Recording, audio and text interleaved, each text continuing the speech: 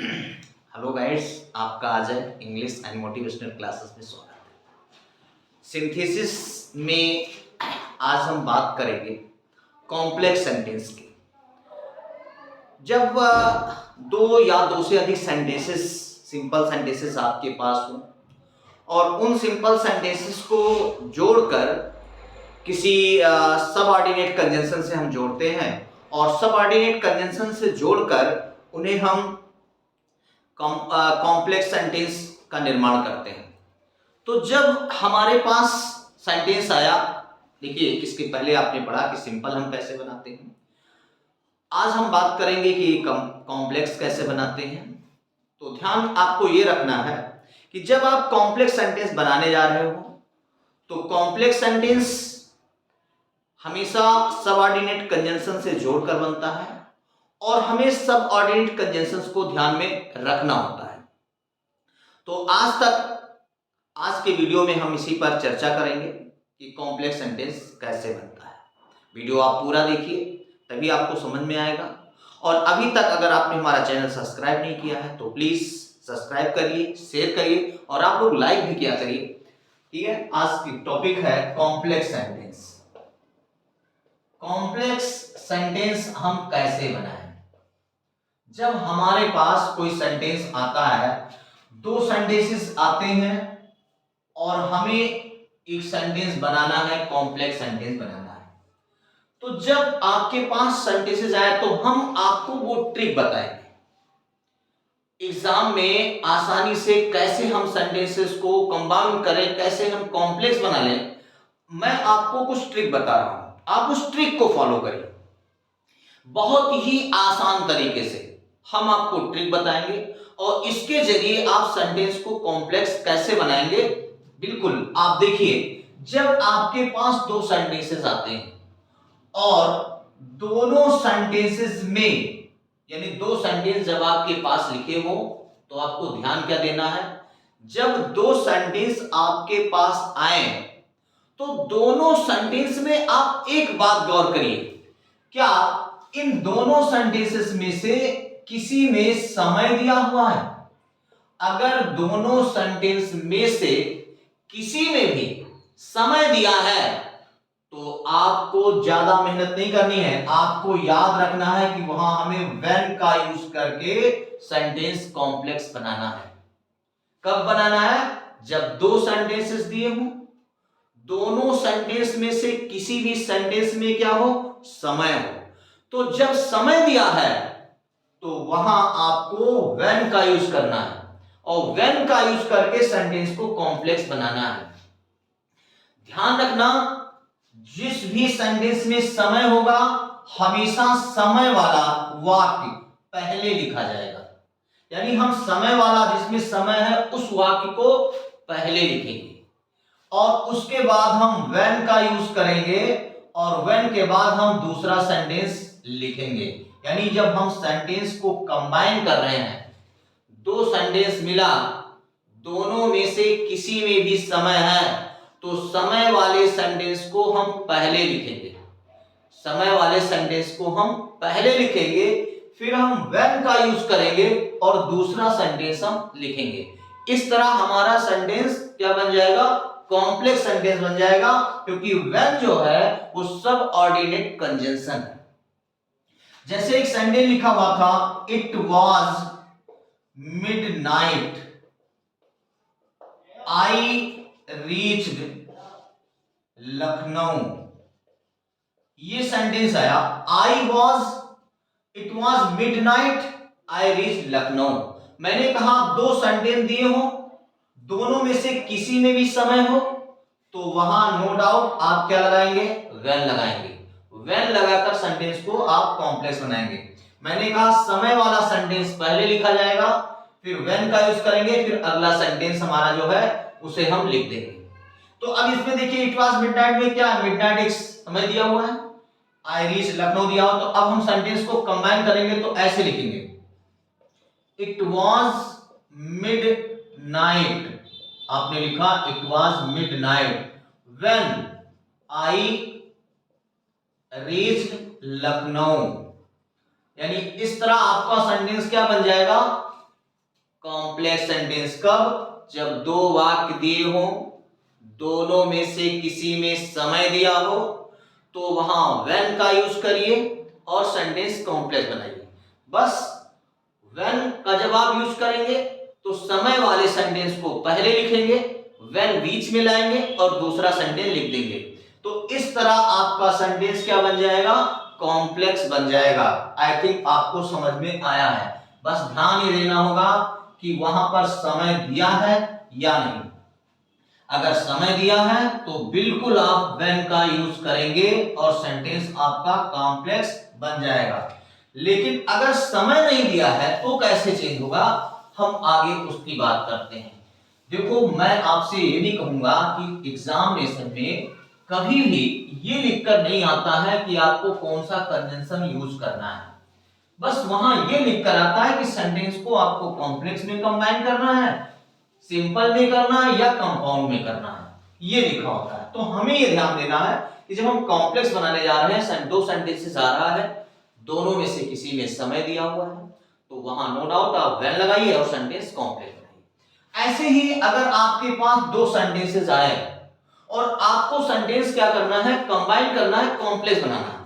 अब आप ध्यान दीजिए, क्या दोनों सेंटेंसेस में किसी में स्थान है?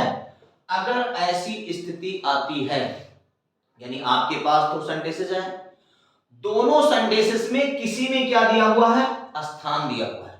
तो अगर स्थान दिया है तो नो डाउट आप वहां वेयर का यूज करिए, यानी वेयर का यूज करेंगे और सेंटेंस कॉम्प्लेक्स बना देंगे, बिल्कुल व्हेन की तरह। जैसे मैंने क्या कहा, दो सेंटेंसेस में दोनों में से समय दिया है तो व्हेन लगाइए। ऐसे मैं कह रहा हूं, अगर दो सेंटेंसेस दिया है और दोनों सेंटेंसेस में से किसी में भी समय को स्थान दिया हुआ है, दो सेंटेंसेस हैं, दोनों में से किसी में स्थान दिया है तो आप वेयर लगाइए। यानी सबसे पहले स्थान वाला सेंटेंस लिखिए, फिर आप वेयर का यूज करिए और दूसरा सेंटेंस आप लिख दीजिए। यानी इस तरह आप कॉम्प्लेक्स बनाएंगे कब? जब दो सेंटेंसेस में से किसी में भी स्थान दिया होगा। जैसे लिखा हुआ है, दिस इज द स्कूल, ये सेंटेंस था, this is the school I got my education, ये सेंटेंस आया। दिस इज द स्कूल, ये वही विद्यालय है, मैंने शिक्षा प्राप्त की। अब इसमें स्कूल क्या है? एक स्थान दिया हुआ है। तो जब दो सेंटेंसेस आते हैं, किसी में स्थान दिया है, तो आप क्या काम करें? वेयर लगाएं, यानी हम सेंटेंस को कंबाइन करेंगे तो ऐसे लिखेंगे, दिस इज द स्कूल। हमने क्या लिखा? This is the school. अब यहां हमें क्या लगाना है? वेयर, यानी कह रहा है तो स्थान वाले पहले लिखिए, फिर आप वहां वेयर का आपने लिखा वेयर। फिर दूसरा सेंटेंस लिखिए, आई गॉट माई एजुकेशन। तो आपका सेंटेंस क्या बन गया कि this is the place, this is the school where I got my education. ये वही विद्यालय है जहां मैंने शिक्षा प्राप्त की। वहां पर इसका अर्थ क्या आता है? जहां। और ये क्या बना देता है सेंटेंस को? कॉम्प्लेक्स। ये क्या होता है? Subordinate conjunction. तो दोनों बात आपकी क्लियर है कि स्थान दिया है दोनों में से किसी में तो वेयर लगा दीजिए, दो सेंटेंस दिया है दोनों में से किसी में समय दिया है तो वेयर लगा दीजिए। इस तरह सेंटेंस क्या बन जाएगा? कंपाउंड कॉम्प्लेक्स बन जाएगा और आप आराम से सेंटेंस को क्या करेंगे? कॉम्प्लेक्स बना लेंगे, कोई डाउट नहीं। यानी you have to see only the place और time. If there is place you have to use where, if there is time you have to use when. बस ये ध्यान रखना है, समय है तो आप व्हेन का यूज करिए, स्थान है तो आप वेयर का यूज करिए, सेंटेंस को कॉम्प्लेक्स बनाइए। बस आप पहले समय या स्थान लिखेंगे, बीच में आप व्हेन या वेयर जैसा भी सेंटेंस है उसे लिखेंगे और दूसरा सेंटेंस वैसे लिख देंगे। इस तरह सेंटेंस आपका कॉम्प्लेक्स बन जाएगा। अगर आपके पास, ठीक है, दो सेंटेंसेस आए, ध्यान दीजिएगा, दो सेंटेंसेस आए, दोनों सेंटेंस में सब्जेक्ट वर्ब दिया हो, सब्जेक्ट वर्ब दिया हो, पहले सेंटेंस में कोई ऐसा नाउन हो जो दूसरे वाक्य का क्या हो? सब्जेक्ट हो। क्या हो? सब्जेक्ट हो। जब आपके पास दो सेंटेंसेस मिल रहे हैं और दोनों सेंटेंस में सब्जेक्ट है और क्रियाएं हैं, पहले वाक्य में कोई नाउन दिया है जो दूसरे वाक्य के सब्जेक्ट के रूप में है, अब आपको कॉम्प्लेक्स बनाना है। क्या बनाना है? कॉम्प्लेक्स बनाना है। तो आप ये देखिए, ये जब आप कॉम्प्लेक्स बनाएंगे यानी सबसे पहले आपको क्या देखना है? दो सेंटेंसेस, दोनों सेंटेंस में सब्जेक्ट और क्रिया है। पहले वाक्य में कोई नाउन, दूसरे वाक्य में क्या है? सब्जेक्ट के रूप में है। जब आप कॉम्प्लेक्स बनाएं तो इस सब्जेक्ट को ड्रॉप कर दें। क्या करेंगे? इस सब्जेक्ट को ड्रॉप कर देंगे, और अगर ये जानदार है तो यहां पर हु लगा देंगे, अगर ये बेजानदार है तो यहां विच लगा देंगे, और सेंटेंस कॉम्प्लेक्स यानी आप हु या विच का यूज करके सेंटेंस कॉम्प्लेक्स बनाएंगे। इनका अर्थ होता है जो। ये कब होगा यानी हु या विच कब आएगा? जब मैंने क्या कहा कि दो सेंटेंसेस आए, दोनों में सब्जेक्ट दिया है, क्रियाएं दी है। पहले वाक्य में कोई नाउन दिया है, दूसरे वाक्य में सब्जेक्ट है, और वही नाउन उस वाक्य का क्या है? दूसरे वाक्य का सब्जेक्ट। तो उस सब्जेक्ट को ड्रॉप कर दीजिए यानी उस सब्जेक्ट को हटा दीजिए। उस जगह पर जानदार हो तो हु लगा दीजिए और बेजानदार हो तो विच लगा दीजिए। सेंटेंस आपका कॉम्प्लेक्स बन जाएगा। जैसे सेंटेंस आया कि I saved a child, he was blind. Sentence आया I saved a child, he was blind. दो सेंटेंसेस दिए हैं, दोनों सेंटेंस के सब्जेक्ट क्या है? अलग अलग है। पहले वाक्य का जो नाउन है वही दूसरे वाक्य का क्या है? सब्जेक्ट है। कह रहा जब आप कॉम्प्लेक्स बनाइए, अगर वो जानदार है तो हु लगाइए, बेजानदार है तो विच लगाइए। तो ये जानदार है, इसको ड्रॉप कर रहे हैं, हम क्या लगा दें? हमने लिखा आई सेव्ड अ चाइल्ड, ये हमने किया। अब इसको हमने ड्रॉप किया, ये जानदार है तो हमने यहां क्या कर दिया? हु वॉज ब्लाइंड, यानी हमारा सेंटेंस क्या बन गया कि I saved a child who was blind. मैंने एक बच्चे को बचाया जो अंधा था। तो हमने हु का यूज करके क्या बना दिया? कॉम्प्लेक्स। समझ में आ रहा होगा, बहुत आराम से समझ में आएगा आपको, बस आप ध्यान से देखते रहिए और देखिए मत, सब्सक्राइब भी करिए और लाइक भी करिए। आई सेव्ड अ चाइल्ड हुआ, तो अगर दो सेंटेंसेस आते हैं और दोनों सेंटेंसेस के सब्जेक्ट अलग अलग हैं, पहले वाक्य में कोई नाउन है जो दूसरे वाक्य के सब्जेक्ट के रूप में, तो दूसरे वाक्य के सब्जेक्ट को ड्रॉप कर दीजिए। जानदार है तो हु लगा दीजिए, बेजानदार है तो विच लगा दीजिए। जैसे एक सेंटेंस और लिखा, ठीक है, I found my book, it was lost। ये सेंटेंस आया, दो अलग अलग सब्जेक्ट हैं, ये यहां पर सब्जेक्ट का काम कर रहा है, ये बेजानदार है, हमें बनाना है। तो हम क्या लिखेंगे? I found my book. अब यहां बेजानदार है तो क्या जाएगा? विच was lost। तो हमारा सेंटेंस कॉम्प्लेक्स बन जाएगा। हमने यहां विच लगाया, क्यों लगाया? क्योंकि यहां क्या था? बेजानदार। तो वही बात तो मैं कह रहा हूं, अगर दो सेंटेंसेस आ रहे हैं, दोनों सेंटेंस में सब्जेक्ट अलग अलग है, पहले वाक्य में कोई नाउन दूसरे वाक्य का सब्जेक्ट के रूप में है, तो उस सब्जेक्ट को ड्रॉप करिए। अगर जानदार है तो हु लगा दीजिए, बेजानदार है तो विच लगा दीजिए और सेंटेंस को कॉम्प्लेक्स बना दीजिए। बस इतना ही करना है आपको, सेंटेंस आपका कॉम्प्लेक्स बन जाएगा। समझ में तो आ ही रहा होगा, आराम से हो जाएगा, कोई दिक्कत नहीं आएगी। ऐसे हम बात करते हैं सेंटेंसेस में कि अगर हमारे पास, बहुत ध्यान रखना है आपको बनाते समय, थोड़ा सा आपको अटेंटिव हो जाना है, बहुत आराम से एग्जाम के समय आपको कोई दिक्कत बहुत ज्यादा नहीं आने वाली है, बहुत आराम से आपके सेंटेंसेस बन जाएंगे। लेकिन आपको इसके लिए क्या करना होगा? थोड़ा अटेंटिव रहना होगा। अब हम बात करते हैं कि अगर आपके पास कोई दो सेंटेंसेस आता है, ठीक है, आपके पास कोई दो सेंटेंसेस आए और दोनों सेंटेंसेस में अगर कोई सेंटेंस, एक सेंटेंस प्रेजेंट में लिखा हो या पास्ट में लिखा हो, दूसरा सेंटेंस फ्यूचर में लिखा हो, यानी कोई जरूरी नहीं कि पहला लिखा हो या दूसरा लिखा हो, कोई भी, पहला फ्यूचर में लिखा हो, दूसरा प्रेजेंट या पास्ट में लिखा हो। जब दो वाक्य आपको मिले और आपसे कहा गया इसे आप कॉम्प्लेक्स बनाइए, तो उस सेंटेंस को देखिए, क्या एक सेंटेंस प्रेजेंट या पास्ट में लिखा हुआ है, दूसरा फ्यूचर में लिखा हुआ है?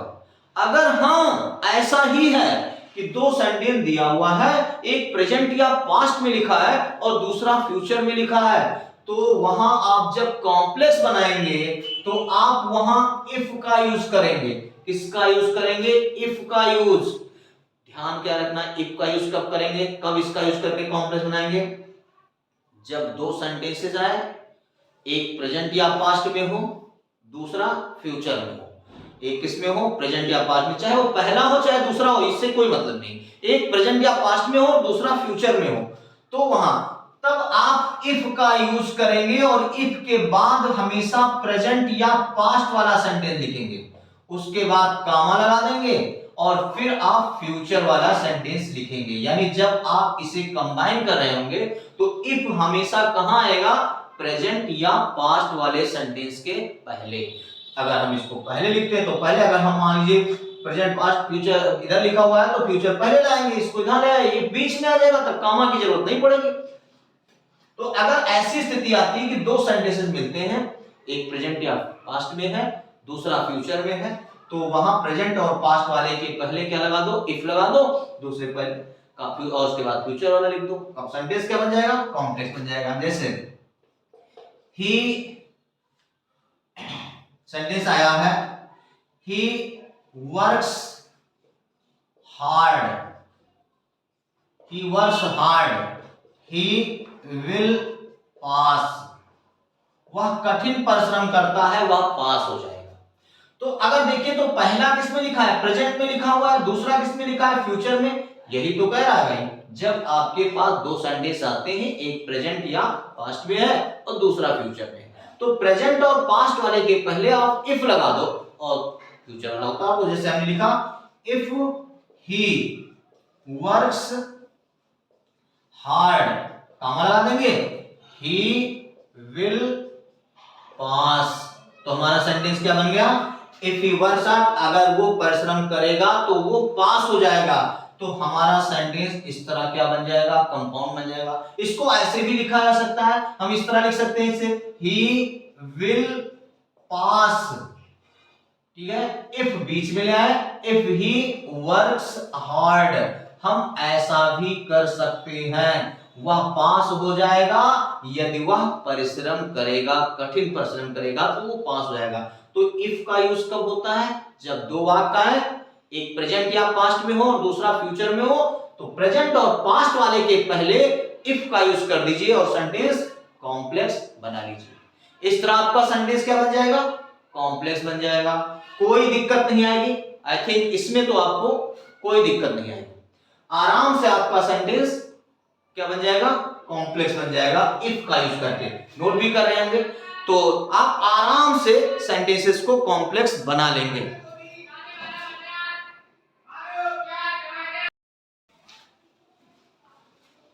कॉम्प्लेक्स में आगे हम बात करते हैं। अगर आपके पास, ठीक है, कोई दो सेंटेंसेस आए और एक सेंटेंस प्रेजेंट या पास्ट में हो और दूसरा फ्यूचर में हो।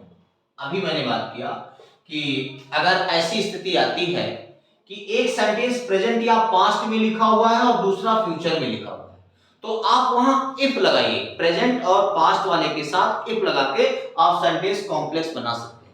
लेकिन अब मैं बात कर रहा हूं फिर कि कोई दो सेंटेंसेस आते हैं, एक सेंटेंस प्रेजेंट या पास्ट में है और दूसरा फ्यूचर में है, और दोनों सेंटेंस क्या है? निगेटिव में है। क्या है? निगेटिव में है। तो जब ऐसी स्थिति किसी सेंटेंसेस में आए कि एक दो सेंटेंस मिला, एक सेंटेंस प्रेजेंट या पास्ट में था, दूसरा सेंटेंस फ्यूचर में था, दोनों निगेटिव था, जब ऐसी स्थिति कहीं पर आए तो हमेशा प्रेजेंट और पास्ट वाले के साथ until या unless का यूज करके, यानी until या unless का यूज करके आप सेंटेंस को कॉम्प्लेक्स बना सकते हैं।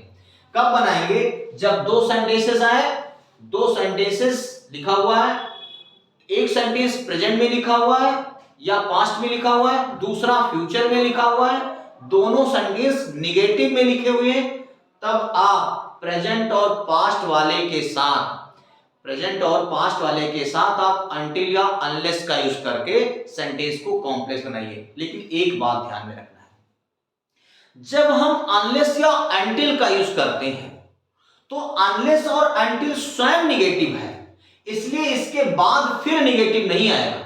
ये ध्यान रखना होगा और यही सेंटेंस करेक्शन में भी आता है। जैसे इफ वाले में मैंने बात किया कि इफ वाला सेंटेंस के बाद प्रेजेंट या पास्ट में होता है, यानी दोनों सेंटेंस फ्यूचर में नहीं हो सकता है। तो अगर वहां भी करेक्शन कभी आता है, सेंटेंस को करेक्ट करने के लिए आए, तो ये ध्यान रखिएगा कि इफ के बाद सेंटेंस प्रेजेंट या पास्ट में रहेगा, दूसरा फ्यूचर में रहेगा। ऐसे ही अनटिल और अनलेस वाला सेंटेंस प्रेजेंट और पास्ट रहेगा, लेकिन वो खुद निगेटिव होता है, इसलिए उस सेंटेंस में निगेटिव नहीं होगा, दूसरा सेंटेंस निगेटिव में रहेगा। तो जब दो वाक्य एक साथ आए, एक सेंटेंस प्रेजेंट या पास्ट में है, दूसरा फ्यूचर में है और दोनों निगेटिव है, तब वहां प्रेजेंट और पास्ट वाले के साथ अनटिल या अनलेस का यूज करिए और सेंटेंस को कॉम्प्लेक्स बनाइए। जैसे लिखा है he does not work hard, he will not get good marks। Sentence आया वह कठिन परिश्रम नहीं करता है, वह अच्छे अंक प्राप्त नहीं करेगा। तो एक सेंटेंस आपका प्रेजेंट में लिखा हुआ है, दूसरा आपका फ्यूचर में लिखा हुआ है, यानी एक प्रेजेंट में लिखा है और दूसरा फ्यूचर में लिखा है। दोनों सेंटेंस क्या है, निगेटिव में लिखे हैं। यही तो बात मैं कह रहा हूं, आपको यही चीज देखना है कि क्या दो सेंटेंसेस आए, एक सेंटेंस प्रेजेंट या पास्ट में, एक फ्यूचर में, दोनों निगेटिव। अगर ऐसा है तो प्रेजेंट और पास्ट वाले के पहले आप क्या करो, अनटिल का यूज कर दो। यानी अनटिल कहां आएगा, अनटिल या अनलेस का आप यूज कर रहे हो तो इसको लाओगे प्रेजेंट या पास्ट वाले सेंटेंस के पहले, फिर आप फ्यूचर वाला सेंटेंस लिखोगे, ऐसा करोगे। जैसे आया हमने लिखा अनटिल या अनलेस, इसको लिख दिया। उसके बाद हम क्या लिख रहे हैं, ही। अब यहां डज नॉट नहीं आएगा, यहां आएगा ही वर्क्स हार्ड, कहां लगा दीजिए, एस को ऐसे उतार लीजिए, he will not gate good marks. यानी यही चीज आपको करेक्शन में भी देखना है कि अनटिल और अनलेस के बाद वाला सेंटेंस निगेटिव में नहीं रहेगा, क्योंकि अनटिल अनलेस का मतलब होता है जब तक कि नहीं, वो स्वयं निगेटिव होता है, तो वो सेंटेंस निगेटिव में रहेगा और सेंटेंस को एक कॉम्प्लेक्स बना देता है। तो हमने क्या किया, दो सेंटेंसेस मिला, एक प्रेजेंट या पास्ट में था, दोनों सेंटेंस, दूसरा फ्यूचर में था, दोनों सेंटेंस निगेटिव में थे। हमने प्रेजेंट और पास्ट वाले के पहले क्या लगा दिया, अनटिल या अनलेस, और फिर उस दूसरा सेंटेंस वैसे उतार दिया। तो हमने लिखा until unless he works hard he will not gate good marks. जब तक वह कठिन परिश्रम नहीं करेगा वह अच्छे अंक प्राप्त नहीं करेगा। तो अगर दो सेंटेंसेस मिले, दोनों सेंटेंसेस में एक सेंटेंस प्रेजेंट या पास्ट, दूसरा फ्यूचर में, दोनों निगेटिव में, अनटिल अनलेस लगा दो, किसके साथ, प्रेजेंट और पास्ट वाले के साथ। इस तरह आपका सेंटेंस क्या बन जाएगा, कॉम्प्लेक्स सेंटेंस बन जाएगा। तो आप कॉम्प्लेक्स सेंटेंस आराम से बना सकते हो। ऐसे हम बात करें, अगर सेंटेंसेस आया हमारे पास, ठीक है, कोई सेंटेंसेस लिखा हुआ है, दो सेंटेंसेस आ रहा है और हमें कहा जा रहा है कि इसे आप कॉम्प्लेक्स में बदल दो, तो ध्यान यही देखना है, मैंने अभी बात किया था कि प्रेजेंट और पास्ट में हो तो अगर निगेटिव नहीं है तो इफ लगा दो, अगर निगेटिव में है तो वहां अनटिल या अनलेस का यूज कर दो। अगर दो सेंटेंसेस मिलते हैं और दोनों सेंटेंस एक दूसरे के कंट्रास्ट हैं, क्या है कंट्रास्ट, माने विपरीत है। जब आपको दो सेंटेंसेस मिले और दोनों सेंटेंस एक दूसरे के विपरीत हो, कंट्रास्ट हो, तब क्या करें, जब ऐसी स्थिति आ जाए तो वहां आप दो या आल्दो का यूज करेंगे। यानी जब आप दो या आल्दो का यूज करेंगे, जिसका मतलब होता है यद्यपि, इसका अर्थ होता है यद्यपि। यानी ये कब आता है, जब दो वाक्य आपके सामने आए, दोनों सेंटेंस एक दूसरे के कंट्रास्ट यानी विपरीत हो, तो हमेशा दो और आल्दो का यूज करके हम सेंटेंस कॉम्प्लेक्स बनाते हैं। ध्यान दीजिए, जैसे लिखा है he did not work hard, he passed। उसने कठिन परिश्रम नहीं किया और वो पास हो गया। यानी ये दूसरे क्या है, दूसरे के अपोजिट है। उसने कठिन परिश्रम नहीं किया, भाई पढ़ा ही नहीं, लेकिन पास हो गया। उल्टा हो गया, पढ़ा है नहीं, पास हो गया। तो जब दो सेंटेंसेस आए और दोनों एक दूसरे के क्या है, विपरीत हो, तो वहां आप दो या आल्दो का यूज करेंगे। आप इसको बनाएंगे तो आप लिखेंगे दो या आल्दो, आप यहां स्वतंत्र है, चाहे जो लिख सकते हैं। दो या although, he did not work hard. अब यहां कामा लगा दो और फिर लिखो ही पास्ड। अब एक बात मैं आपको और बता दूं, एक बात, अगर आपने दो लगाया है तो यहां आप यट का यूज करेंगे, और अगर आपने आल्दो लगाया है तो आप यहां बट का यूज कर सकते हैं। लेकिन ध्यान रखिएगा, और ये चीज करेक्शन में, दो के साथ यट, आल्दो के साथ बट का यूज होता है। करेक्शन में अगर आता है तो दो के साथ बट नहीं आएगा, आल्दो के साथ एट नहीं आएगा। तो ये ध्यान रखना होगा कि दो के साथ आपको क्या लगाना है, दो के साथ एट, आल्दो के साथ बट। नहीं लगाना चाहते तो आप कामा लगा दीजिए, लेकिन अगर पहले से लगाया आपको करेक्शन करने के लिए आया तो आप इसे इस तरह करेक्ट कर देंगे।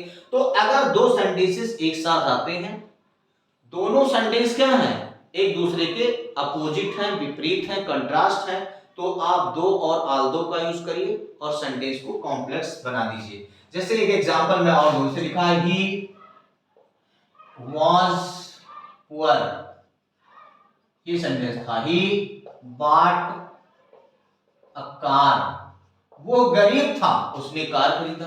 भैया गरीब था तो कार किससे खरीदा, विपरीत है, यानी दोनों दूसरे के क्या है, अपोजिट है, तो जहां अपोजिट है वहां क्या लगाओ, आपने लिखा दो ही was poor, ठीक है। अब आप चाहे बट लगा दो, अगर यहां आपने आल्दो लगाया है तो आप यहां बट का यूज कर दो, अगर आपने दो लगाया तो आप यट का यूज कर दो, या कामा लगा दो, ही bought a car, यद्यप वो गरीब था फिर भी उसने कार खरीदा।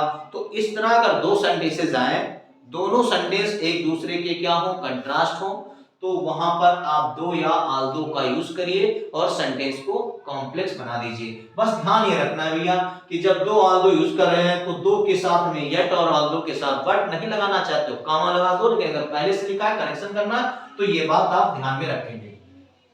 इस तरह आप सेंटेंस को कॉम्प्लेक्स बना ले जाएंगे, कोई दिक्कत नहीं आएगी। आगे बढ़ते हैं, अगले सेंटेंसेस को देखते हैं कि अगर ऐसी स्थिति आए तो क्या करेंगे। ध्यान दीजिए, अगर आपके पास कोई ऐसा सेंटेंस आता है, कोई ऐसा सेंटेंस आ जाए जो सेंटेंसेस में दो सेंटेंसेस लिखा हुआ है और दोनों सेंटेंस में एक में कोई कार्य हो और दूसरे में कोई कारण हो, यानी कार्य और कारण अगर दिया हो, चाहे कारण पहले दिया हो चाहे कार्य बाद में दिया हो, लेकिन सेंटेंस में कोई कार्य है या कोई कारण है, दोनों है, कार्य भी है और कारण भी है। अगर ये है तो वहां आप वाई या बिकॉज क्या करेंगे, आप वहां पर वाई लगाएंगे या आप बिकॉज का यूज करेंगे। वाई या बिकॉज का यूज करके आप सेंटेंस कॉम्प्लेक्स बनाएंगे। कब वाई और बिकॉज, जब कार्य और कारण हो, दो सेंटेंसेस मिल रहा है, एक में कार्य और दूसरे में कारण दिया है, तो वाई और बिकॉज का यूज करेंगे, ठीक है। तो आप कैसे देखो, पहले में अगर दो सेंटेंस दिया है, पहले में कार्य दिया है, दूसरे में कारण दिया है, तो आप बिकॉज लगाइए, क्या लगाइए, बिकॉज लगाइए। और अगर दो सेंटेंस दिया है, एक में कारण दिया है और दूसरे में कार्य है, तो आप वहां वाई का यूज करिए। यानी आपको ये ध्यान में रखना है कि वाई कब आएगा और बिकॉज कब आएगा। तो ये तब आएगा जब दो सेंटेंसेस दिए हो, एक में कार्य और दूसरे में कारण हो, ठीक है, तो आप वहां लगाएंगे बिकॉज, और अगर पहले में कारण दूसरे में कार्य दिया है तो आप लगाएंगे वाई। जैसे सेंटेंसेस आया, he was ill, he did not go to school, वह बीमार था वह स्कूल नहीं गया। तो इसमें एक कार्य हुआ और इसमें कारण दिया है। तो अगर एक में कारण और कार्य दिया हुआ है तो आप क्या करेंगे, कह रहा है पहले में कारण दूसरे में कार्य दिया हो तो आप क्या लगाएंगे, वाई का यूज करेंगे। तो आप सेंटेंस बनाना है तो लिखेंगे he was ill why he did not go to school, ठीक है, वह बीमार था जिस कारण, इसका अर्थ होता है जिस कारण वह स्कूल नहीं गया। तो पहले में कारण दूसरे में कार्य दिया है तो आप वहां क्या करेंगे, तो आप वहां वाई का यूज करेंगे। और अगर यही सेंटेंस ऐसे लिखा होता मतलब कार्य पहले दिया होता और कारण बाद में होता तो बिकॉज का यूज करते। जैसे he did not go to school, he did not go to school.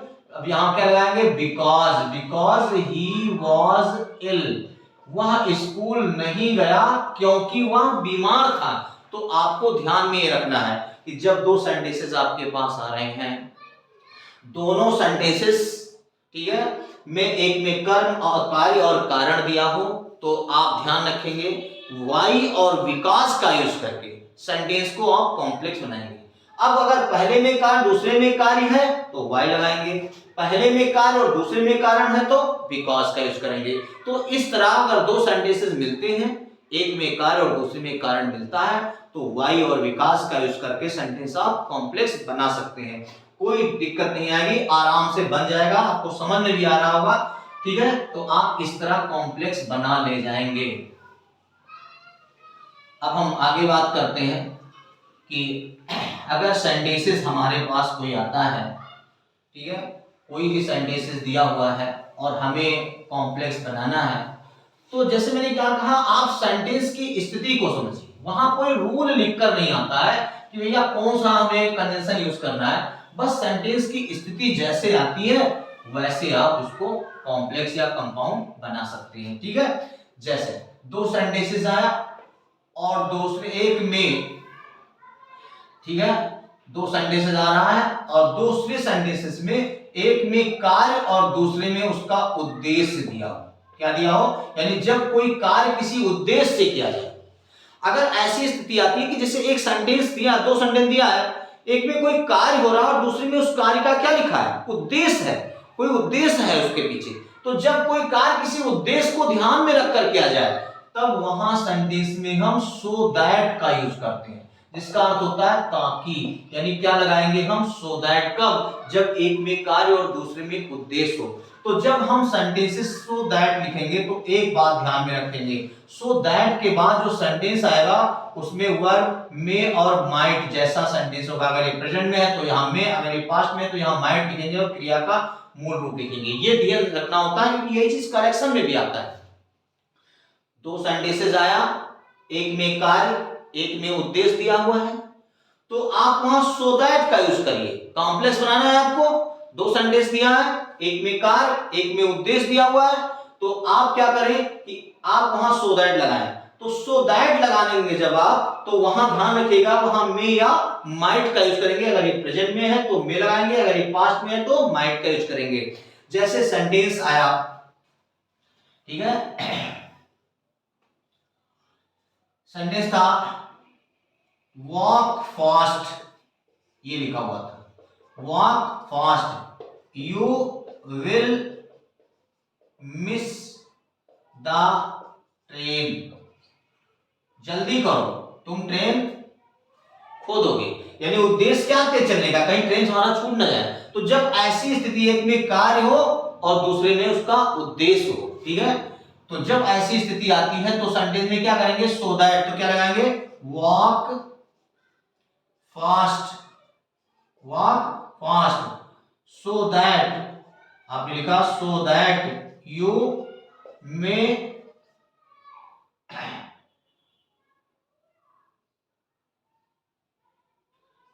Miss the train. आपका सेंटेंस बना वॉक फास्ट, तेजी से चलो ताकि तुम्हारी ट्रेन मिस ना हो जाए, ठीक है। अब तेजी से चलिए ताकि ऐसा ना हो कि आपकी ट्रेन क्या हो? मिस हो जाए, आप छूट जाए। तो इसका उद्देश्य क्या है? जब ऐसे आया, कोई सेंटेंस लिखा है, जिसे आया वर्क हार्ड, क्या लिखा हुआ था? Work hard you